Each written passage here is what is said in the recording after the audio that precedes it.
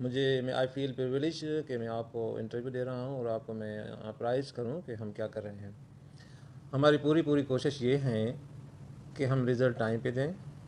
Last year جو result matric science کی تھی وہ 4 اکتوبر 2024 کو بورڈ نے ڈکلیئر کی تھی, اور انشاءاللہ اس وقت ہم اس سال لیٹسٹ بائی یہاں تو 31 جولائی کو دیں گے یا فرسٹ ویک آف اگست 2025 دیں گے.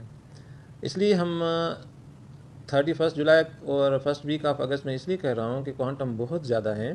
میرے پاس جو میٹرک میں بچے سائنس میں اپیئر ہوئے ہیں تو وہ 1,80,000 بچے اپیئر ہوئے ہیں, اور رزلٹ بنانا, اسیس کروانا پیپر اور اس کو ٹیبولیٹ کرنا, پھر اس میں ڈسکریپنسیز آتی ہیں, زیادہ مارکس ٹرپل ڈیجٹ میں کہیں آ جاتی ہیں, کہیں سنگل ڈیجٹ میں آتی ہیں, کہیں نام غلط آ جاتے ہیں, کہیں ڈیٹ آف برتھ اس میں غلط آ جاتی ہیں. تو there are number of things to سی.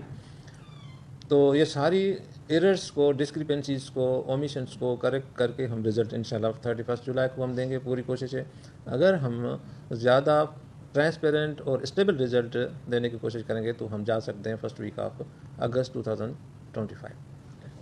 اور جیسے آپ نے کہا آٹومیشن کی بات, تو ہم ارادہ رکھتے ہیں کہ 2025 جو ہوگا وہ بی ایس ای کے لیے آٹومیشن کا سال ہوگا.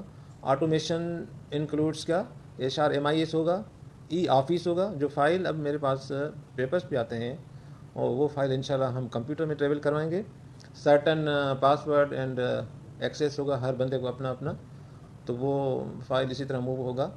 اینڈ جو انیشیٹر ہوگا اسے پتہ ہوگا کہ فائل اس وقت کہاں ہے, تو اس میں ہم ٹائم لائن بھی لگائیں گے کہ کسی آفیسر کے پاس 3 دن سے زیادہ وہ فائل اسٹے نہ کریں. اگر اس میں کسی افسر کو یہ لگ رہا ہے کہ اس فائل میں ڈیفیشنسیز ہیں تو ڈیفیشنسیز کے لیے لکھے گا, ود ان 3 days واپس کرے گا انشاءاللہ. اور اس کے علاوہ ہم کوشش کر رہے ہیں کہ جو اسیسمنٹ ہے وہ پورا ہم ڈیجیٹائزیشن کی طرف لے کے جائیں. پیپر OMR پہ لیں اور اسکینر ہمارے ہوں اور مشینیں ہوں جس پہ ہم اسیسمنٹ کر کے with in shortest possible time ہم رزلٹ بچوں کو دیں.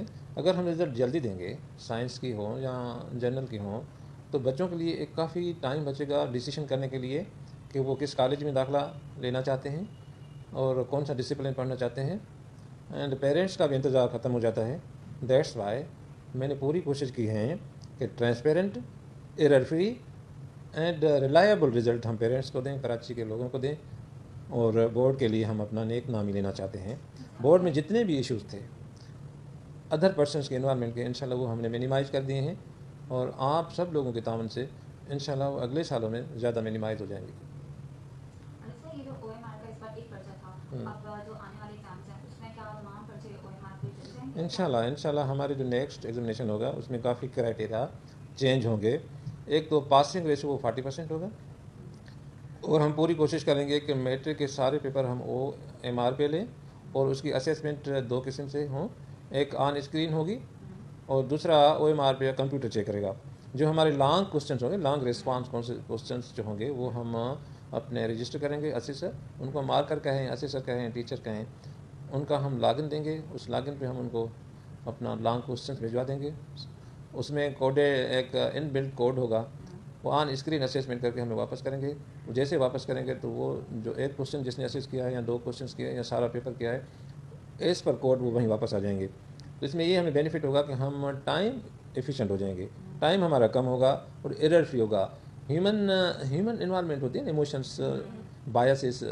جیسے رائٹنگ بہت اچھی ہے, ہینڈ رائٹنگ اس کی, تو ہم کوشش کر دیکھتے ہیں کہ اس کو مارکس زیادہ مل جاتے ہیں.